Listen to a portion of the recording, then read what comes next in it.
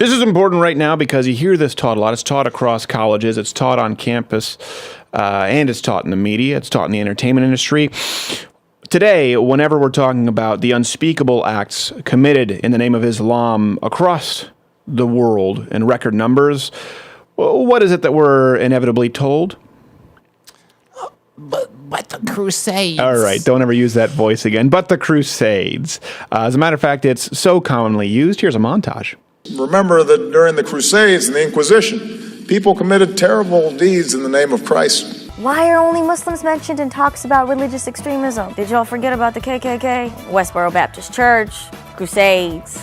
We all have the bad seeds in the family. Why? The Muslims didn't go up from Jerusalem and march up to Europe to attack Christendom. No, the Christians marched down to Jerusalem to attack the Muslims. The Crusades and the Inquisition. He went to the big ones, the ones where it's like everybody agrees. Woo, that was f***ed up, wasn't it? And a lot of you probably believe that too, so it is time to get your paper plates, knife, and fork ready because we're about to have a sacred cow cook-out.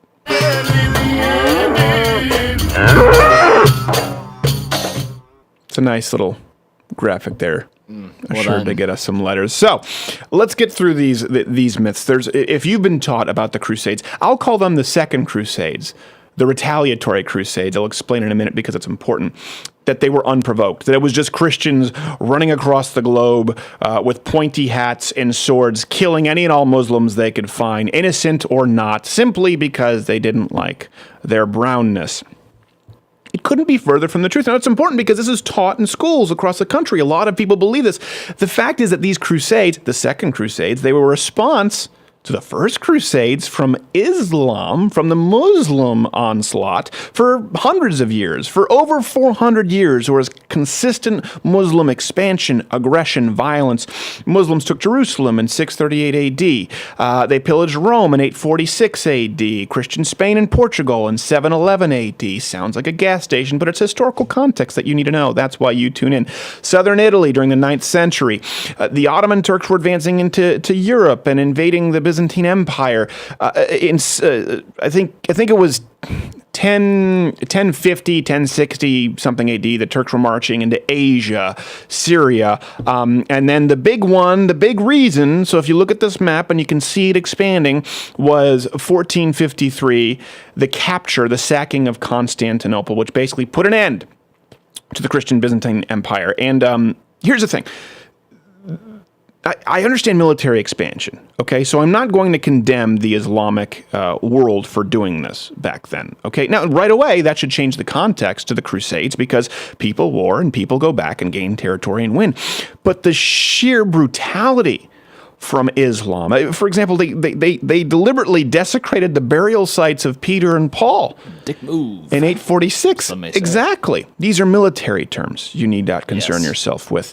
They would behead people, as we see today. They had methods of torture that were incredibly brutal. The dimitude, meaning they would force non-Muslims to be subservient and pay taxes, and they didn't get to enjoy the same kind of rights as Muslims got to enjoy. Something we don't mention amongst our white guilt, millions, some people estimate higher than 100 million died under the Arab slave trade. We have courses that we're forced to take here in the United States to learn about the evils of slavery that we stopped. Oh, are they teaching those? Anywhere across the Islamic world? Is there Islamic guilt? Is checking your Islamic privilege a thing?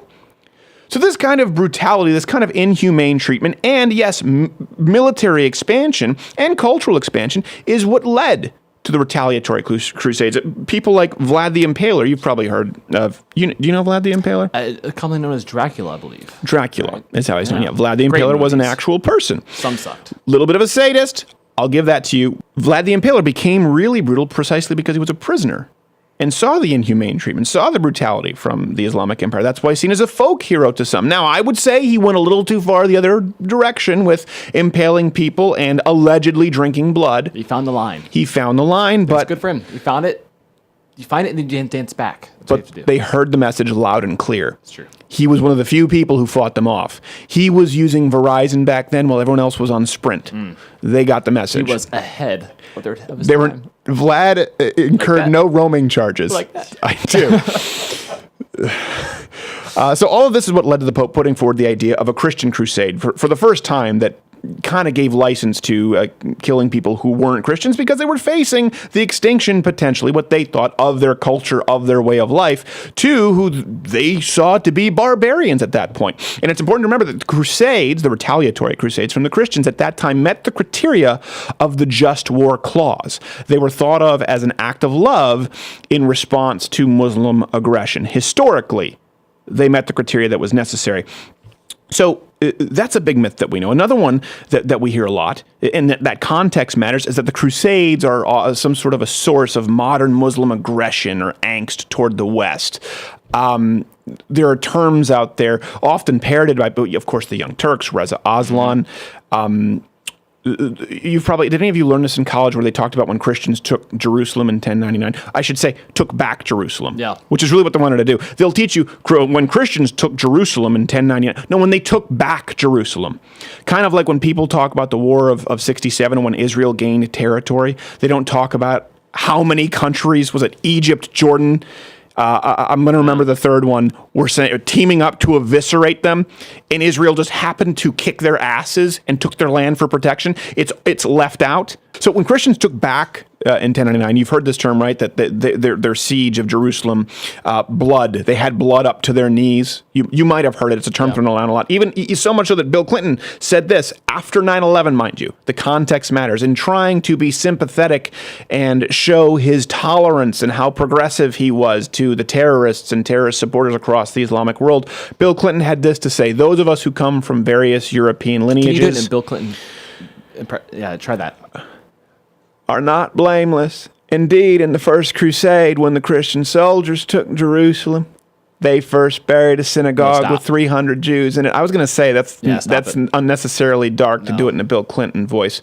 And proceeded to kill Muslim women, Muslim children, at the Temple Mount. I want to get down to the part where he said, the description of the event describes soldiers walking on the Temple Mount, a holy place to Christians, with blood running up to their knees. The common term, he reiterated it. I can tell you that story is still being told today in the Middle East, and we are still paying for it right after 9/11. First off, that's physically impossible for blood to be up to your knees, of course. And by the way, it may sound like we're trying to take something literally that they meant figuratively. No. They will teach this in college literally, and Bill Clinton meant it literally. Steve Weidenkopf pointed out that this is not only physically incapable, but corrected the record regarding the Jerusalem battle. Standard practice at the time dictated that a city that refused to surrender at the sight of a sieging army would suffer any and all consequences of a successful siege. This is why many cities back then agreed to terms before commencement of this siege. It doesn't mean all Muslims did that. They didn't necessarily follow the rules of war. As we've seen now, they didn't really follow any civil rules of engagement. The point is, 11th century warfare was harsh. This shouldn't be a surprise. Yes, the retaliatory Christian crusaders did kill many inhabitants, but the events are not out of the ordinary. And modern accounts, like Bill Clinton, when they throw it out there, they're used to stir up backlash against the West. They're the ones who are stirring the backlash up against us here in the Western world. They're the ones who are encouraging people in the Islamic world to use it as an excuse, because the Crusades were largely forgotten and they weren't used as justification for ISIS, for Taliban, for take your pick for that rule of the day. And here's something I would like to put forward. You know what? Not only is it understandable now, given this context, that the Crusades occurred, the Crusades were necessary. They had to happen. I'm not condoning the loss or the taking of innocent life deliberately, but the Crusades as a military and cultural response needed to happen because they happened precisely to stop the kind of barbaric behavior that you see in the Islamic world today. And you saw up until today in any other place where the Islamic empires were able to conquer. Let's talk about the Armenian genocide, where thousands upon thousands of people were killed brutally, including the crucifixion of young girls. Don't tell Cenk. I still don't know how Anna Kasparian sits next to him. Let's just don't talk about it. It only gets him mad. In the 1800s, Sunni Muslims killed over 4,000 mostly civilians in the city of Shia, beheading their king. They still behead in the Islamic world. You've seen these headlines. This still occurs all across the Islamic world. I'm not only talking about ISIS, but in places like Saudi Arabia. In some of these places in the Islamic world that actually have modern technology, you would consider them here in the New World, beheadings occur in soccer stadiums as a warm-up act. We get Beyonce's nipple, they get a head rolling around being kicked for a goal. I'm just saying that the reason the Crusades occurred were to stop the kind of behavior that shock you every single day when you read the news from the Islamic world. Because guess what? That was going to be the entire world.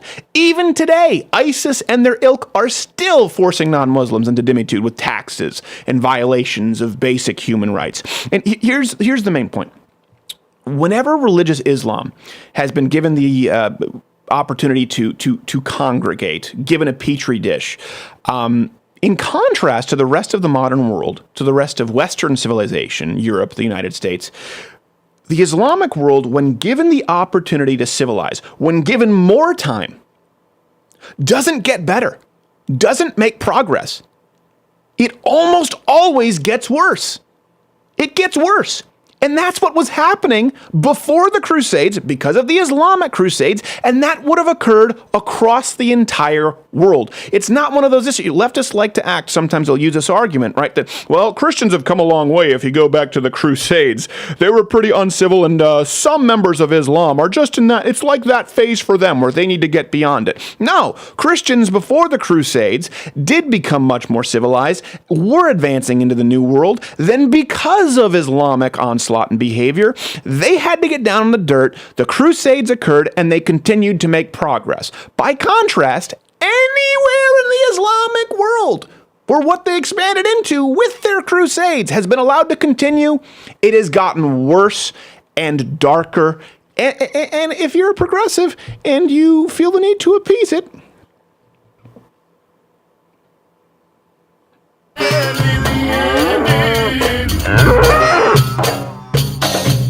if you like this video, subscribe by clicking the button that says subscribe. If you're not aware of it now, there's no way you're learning the internet at this point. I'm not going to help you. But this was clipped from my daily show, available exclusively to louderwithcrowder.com/mugclub members. If you're a student, military, or veteran, enter in that promo code. It's less than $6 a month, and you get daily content. No more clips, plus this hand-etched mug. Oh, when I feel it, I got a chill like on the inside.